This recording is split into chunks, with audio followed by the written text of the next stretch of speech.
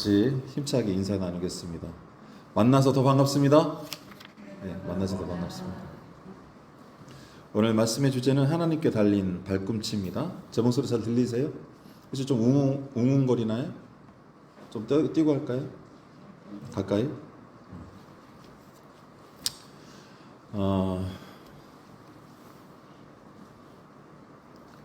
우리가 신앙생활을 하면서 또 특별히 주변에서 신앙생활을 하시는 분들을 잘 관찰해 보시면 그 야곱처럼 살아가시는 분들이 있고 또 다른 경우도 있습니다. 야곱은 형의 장자권을 뺏어서 하나님의 축복을 자기의 것으로 만든 사람이고 그 약속을 붙잡고 집을 떠나서 형에게 큰 일을 당할까봐 아버지가 또 떠나라고 하죠. 그래 아버지 이삭의 축복을 받고 아버지의 말씀대로 외삼촌 라반의 집을 가던 중에 밤이 되어서 돌 하나를 베개로 베고 자다가 하늘의 사닥다리를 경험하죠. 그때 하나님께서는 땅의 티끌처럼 네가 번성하리라 그 말씀을 주십니다. 그리고 나서 이 야곱이 라반 삼촌 댁에 가는 도중에 거의 다 와서죠. 거기에 이제 양들을 먹이는 목동들이 자기도 물을 마시고 양들을 먹이기 위해서 이제 우물이 있어요. 근데 그 우물에 돌이 이만큼 큰 돌이 입구를 막고 있어서 먼지도 들어가지 않고 다른 짐승도 떼타지 않도록 이렇게 덮어놓는데 한 가지 규칙이 있습니다. 목자들이 여러 명이 왔을 때 먼저 와서 먹는 것이 아니라 여러 명이 와서 움직일 만큼의 돌 무게가 있어요. 그러니까 그 뚜껑을 열고 함께 먹도록 되어 있습니다. 그런데 이 야곱이 보니까 가서 자기 친척의 그 양들을 이제 먹이려고 마음이 급한 거예요. 그런 과정 가운데 그 목자들이 스스로 지키고 있던 규칙들을 존중하지 못하고 그 절차와 규칙들을 존중하지 못하고 자기의 복을 선취하려고 항상 선취하려고 먼저 선취하려고 그렇게 또 말을 하다가 잘 안 된 경우가 있었죠. 자, 이처럼 야곱은 그런 조급함과 먼저 자기가 선취해서 마치 그 축복의 모양만을 얻으려고 하는 사람처럼 앞뒤가 바뀐 모습을 계속 보여주고 있습니다. 어떻게 보여주고 있을까요? 라반 집에 갔어요. 그랬더니 이제 라반 외삼촌이 내 생질이 맞다. 기뻐서 한 달 동안 함께 묵으면서 잔치를 벌이고 같이 유숙했습니다. 그랬더니 이제 야곱이 자기가 이제 당신을 위해서 일을 하겠습니다. 당신 딸을 위해서도. 그래서 이제 라헬이 마음에 들어서 7년 동안 수당을 받고 열심히 일을 해요. 그랬더니 이게 웬일입니까? 그러니까 지금 야곱은 하나님의 주시는 그 축복을 받은 그 마음을 가지고 그 꿈을 가지고 좀 부황부황한 거예요. 부황부황한 사람의 특징이 뭡니까? 앞뒤가 바뀌어 있죠. 다른 사람이 다 결정해 놓은 것을 자기가 하면 뒤집어서 더 좋게 만들 수 있다고도 착각합니다. 야곱도 마찬가지였죠. 그렇게 라헬을 자기가 원하는 자기 눈에 보기에 언니 레아는 총기가 없었어요. 그 총이 뭘 뜻하냐면 예뻐 보이지도 않고 눈도 어둡고 자기 눈에 봤을 때는 여인으로서 매력이 없었던 것입니다. 반면에 여동생 라헬은 매력이 있었죠. 그러니까 저 여자야말로 나와 함께 할 만한 정말 그런 여성으로 보였을 것입니다. 그런데 이게 웬일입니까? 7년이 지나고 이제 혼산날이 됐어요. 그리고 이제 함께 혼례식을 치르고 첫날밤을 치르게 되었죠. 그런데 이 라반이 약속을 어기고 라헬 대신에 언니인 레아를 집어넣었던 것입니다. 자, 보세요. 야곱도 라반도 다른 사람의 신이나 절차나 규칙을 존중하고 있어요? 존중하고 있지 않아요? 존중하고 있지 않습니다. 모두 다 자기가 특별하다고 생각하고, 모두가 다 내가 하면 더 잘 될 거라 생각하고, 모두가 다 다른 사람이 정한 규칙과 절차보다 자기에게 주어진 그런 이익이라든지 특권이 더욱더 빛나는 경우가 많죠. 그래서 언니 레아를 먼저 들여보내고 하룻밤을 지내고 다음날 딱 보니까 지금 야곱이 속았어요? 속지 않았어요? 속았습니다. 야곱의 입장에서는 내가 하나님의 축복을 받았는데 당연히 응당 이런 좋은 일들이 생겨야 되는데 지금 하나님께서 야곱에게 뭘 지금 깨닫게 해주려고 계속 그런 일을 벌여질까요? 야곱은 그와 같은 일을 삼촌 라반을 통해서 끊임없이 경험합니다. 뭘 깨닫게 해주시려고 그러는 것일까? 어쨌든 야곱은 그날 삼촌에게 이 일을 제기했죠. 그러자 삼촌은 이 지역에서 그런 문화가 없다라는 거예요. 동생이 언니보다 먼저 시집가는 경우는 없어. 그럼 이렇게 하자. 레아, 장녀인 레아를 너한테 먼저 보냈으니 내가 라헬도 너한테 주겠다. 대신에 7년을 더 일하도록 해라. 그렇게 해서 곧 있다가 야곱은 라헬을 또한 아내로 맞이하게 되었던 것입니다. 오늘 우리가 읽었던 본문은 바로 31절 이하의 내용인데 그러한 야곱이 이제 두 자매와 함께 살게 되면서 벌어지는 일들을 우리에게 보여주고 있습니다. 저는 지난 시간에 발꿈치라는 이야기를 했어요. 우리가 한번 복습도 할 겸 제가 여러분들에게 다시 한번 말씀드리겠습니다. 뱃속에서 형 에서의 발꿈치를 붙잡고 태어난 야곱. 그 사건이 보여주는 것은 야곱의 의지를 말하는 것일까요? 아니면 하나님이 야곱을 선택하셨음, 먼저 사랑하셨음을 드러내는 사건으로 제가 설명드렸나요? 네? 하나님께서 야곱을 먼저 사랑하시고 선택하셨다는 것을 보여주는 증거로서 야곱이 형 에서의 발꿈치를 붙잡은 사건으로 나타났다고 설명드렸습니다. 그런데 지금 야곱은 뭘 지금 착각하고 있어요? 하나님이 나를 선택한 것보다도 나의 탁월함, 나의 외모적 우수함, 나의 능력, 내가 가진 부와 힘, 건강 이런 것들이 혹시 하나님의 먼저 사랑하심을 그 선택하심을 있도록 만든 것은 아닌지 우리가 한번 생각해 볼 필요가 있는 것이죠. 그러니까 우리가 나의 가진 것에 집중하고 하나님과 점점 멀어지면 멀어질수록 우리는 야곱처럼 우리의 인생이 점점 어떻게 될 수 있다고요? 앞뒤가 바뀌는 일들이 벌어지기 쉬워진다는 뜻입니다. 한번 생각해 보십시오. 뭐든지 다 거슬러서 자기의 것을 얻어야만 하는 그 삶이 얼마나 곤고하고 피곤하겠어요. 자, 하나님의 축복은 어쨌든 그 선택하시면 야곱에게 먼저 되었지만 그 축복을 그 하나님의 사랑을 자기 것으로 깨달아 가는데 야곱은 꽤 오랜 시간을 소비해야만 했습니다. 반면에 오늘 제가 소개해 드릴 이 레아가 붙잡은 발꿈치를 한번 살펴보기를 원합니다. 레아는 세상적으로 봤을 때 볼품 없습니다. 여러분 혹시 볼품 없으세요?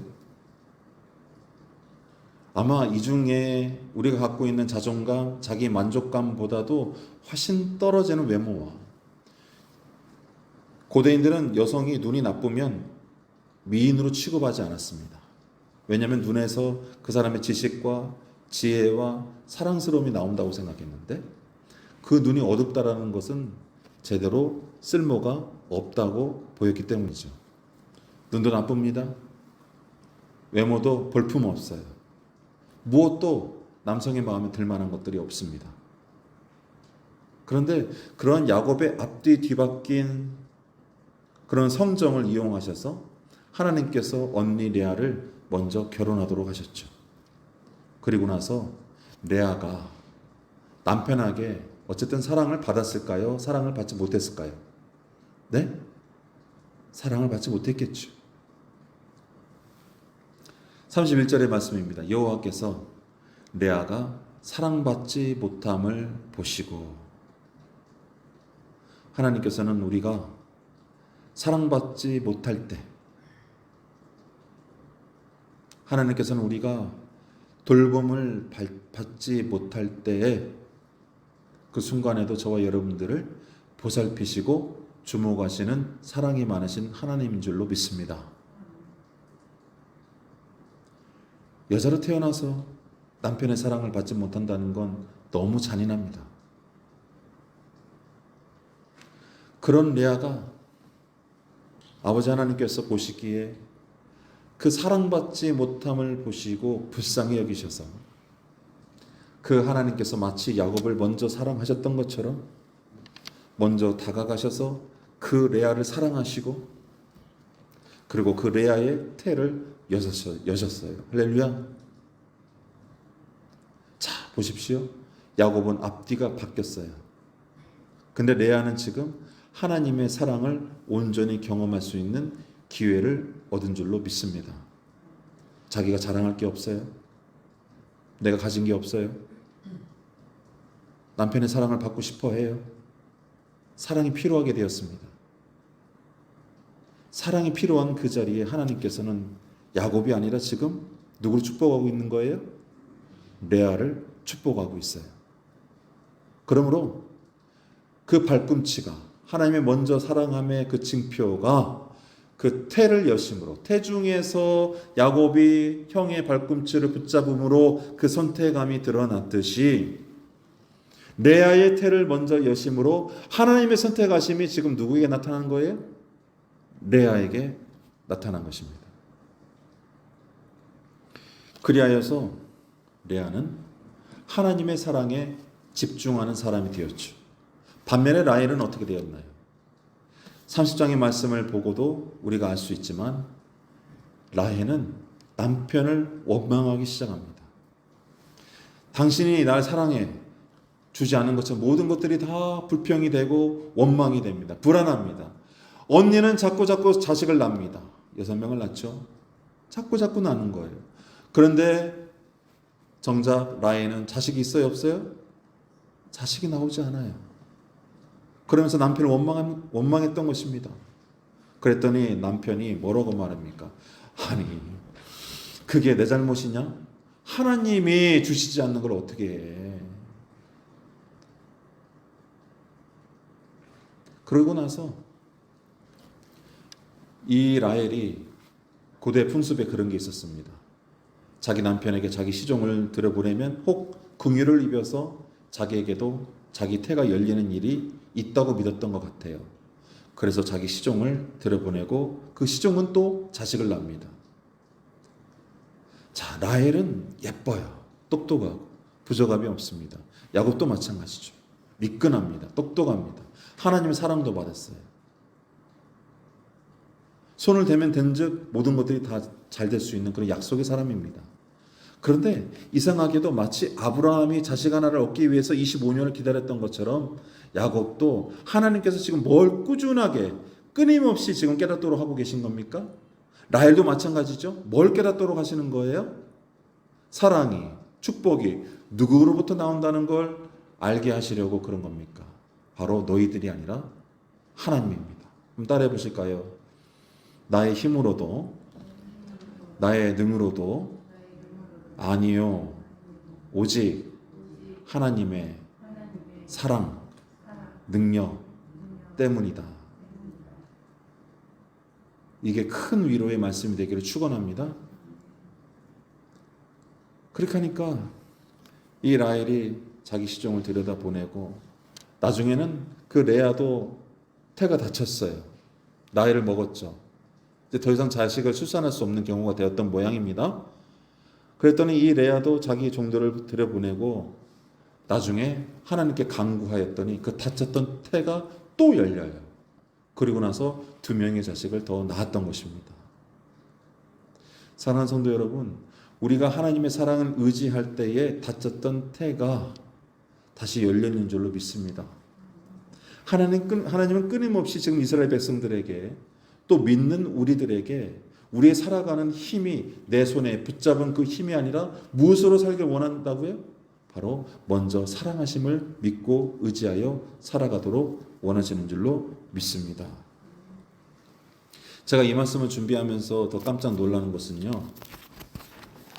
이 레아가 낳은 자식 중에 35절의 말씀입니다. 그가 또 임신하여 아들을 낳고 이르되 내가 이제는 여호와를 찬송하리로다 하고 이로 말미암아 그가 그의 이름을 유다라 하였고 그의 출산이 멈췄더라 라는 말씀이 있거든요. 이 유다라는 뜻은 감사드린다, 찬송하다, 그런 뜻으로 볼 수 있습니다. 마치 아브라함과 이삭이 에셀나무를 심고 생명이신 하나님을 찬송하고 그 앞에서 제단을 쌓았듯이 그 마지막 아들의 이름 유다는 그 하나님께 예배드리며 모든 생명이 아버지 하나님께로부터 나왔다는 것을 찬송하고 있음을 우리가 볼 수가 있어요. 그리고 이 볼품없는 여인을 통해서 하나님이 어떤 축복을 주셨는지 제가 말씀드리겠습니다. 마태복음 제가 읽어드릴게요. 1장입니다. 예수 그리스도의 계보가 적혀 있거든요. 마태복음 1장 1절 2절의 말씀. 아브라함과 다윗의 자손 예수 그리스도의 계보라. 아브라함이 이삭을 낳고 이삭은 야곱을 낳고 야곱은 유다와 그의 형제들을 낳고. 아멘. 여러분, 볼품없던 남편에게 사랑받지 못했던 그 유다를, 아니 그 레아를 하나님이 사랑하시기로 작정하시고 그리고 그의 태를 여셨더니 우리 주 되신 예수 그리스도가 누구의 배로부터 나왔다고요? 라헬입니까? 레아입니까? 레아예요. 야곱이 하나님의 사랑 덕분에 자기가 선택됐다는 사실을 깨달아가는 동안에 하나님은 남편에게 사랑받지 못했던 볼품없던 레아를 선택하셔서 보란듯이 그의 태를 여셨고 그를 축복하셔서 우리의 구세주 되신 예수 그리스도를 그 배에서 나오게 하신 줄로 믿습니다. 사랑하는 성도 여러분, 세상을 살아가면서 또 제 주변에도 이런 레아와 라헬처럼 또는 야곱과 또 나중에 이스라엘이 되었던 이 한 사람이지만 두 사람 차이에 그런 모습들을 자주 목격합니다. 어떤 사람들은 자기가 하나님의 선택을 받았고 자기가 특별하다는 것을 잘 알죠. 그리고 실제로 특별합니다. 그래서 종종 순서를 놓치거나 다른 사람과 함께 약속된 것을 어기거나 자기의 특별함을 증명하기 위해서 종종 실수와 잘못들을 저지르곤 하죠. 그래서 그 주변에 있는 사람들은 외롭고 또 소외감을 느끼며 자기가 매우 부족하다는 사실에 또한 자책하고 절망할 수도 있습니다. 그런데 하나님께서는 비록 그가 나보다 좋은 아버지를 만나서 또는 좋은 교회에서 또는 좋은 남편을 만나서 그렇게 살아가는 것처럼 보이지만 하나님께서는 그렇지 않은 사람이라 할지라도 그가 하나님의 사랑을 의지하면 어떻게 된다고요? 레아처럼 지금 당장은 이해하지 못할지라도 반드시 그를 축복하시고 그를 통해서 더 크고 놀라운 하나님의 역사를 나타나게 되는 줄로 믿으시기를 축원합니다. 야곱은 하나님의 사랑을 깨달아가는데 많은 세월을 보냈습니다. 그러나 레아는 그런 남편 밑에서 자기의 부족함 덕분에 어쩌면 자기의 부족함 덕분에 하나님의 사랑을 온전히 의지하여 살아감으로 모든 축복을 그 발꿈치를 자기의 것으로 온전히 삼은 줄로 믿으시기 바랍니다. 어떤 사람으로 살아갈지는 여러분들의 선택에 달려 있어요. 이 시대에는 자존감이 매우 높은 시대입니다. 조금도 자기가 지는 것을 원치 않고 있죠. 그러나 우리가 조금 부족하더라도 오히려 내가 조금 부족하고 내가 하나님 앞에 죄인이며 용서받은 죄인이며 내가 여전히 하나님의 사랑이 필요하다고 느끼는 사람들마다 하나님의 예배해 놓으신 더 큰 축복과 사랑과 은혜가 준비되는 줄로 믿으시기를 부탁드립니다. 오늘 이 말씀을 따라 모든 것들이 그 모든 축복 곧 발꿈치가 하나님께 달려 있음을 깨닫는, 또 이 볼품없는 레아를 통해서 그런 레아도 사랑하신 그 하나님을 나의 하나님으로 삼기를 원하는 모두가 되시길 주님의 이름으로 축원합니다. 기도하겠습니다. 아버지 하나님, 오늘 이 말씀을 통해서